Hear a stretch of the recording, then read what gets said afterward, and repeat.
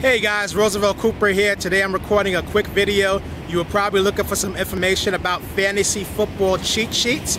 So today I want to just basically explain to you what fantasy football cheat sheets are and how you can use them to improve your performance in fantasy football. So basically, with fantasy football cheat sheets, what those are they are a list of players that are placed in the order on which you should draft those players for your fantasy football draft. So basically, when you draft your fantasy football players, you don't want to be drafting your players off the top of your head. What you want to do is you want to have a list of all of your players that you're interested in drafting in the order in which you want to draft them at. And the way you do that is by using a fantasy football cheat sheet. So for example, let's say you know that, for example, the best player that you want to draft is Peyton Manning.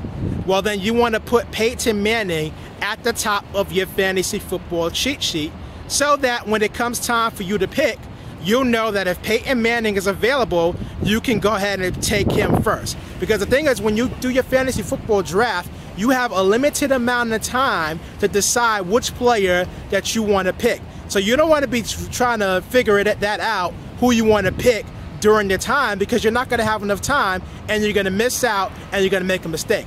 So by creating or using a fantasy football cheat sheet, you can have that set up already. So if the player that you want is available, then you can go ahead and take them. If they're not available, as they get drafted, you just cross them off your cheat sheet and then you look and see what's the next player that's available.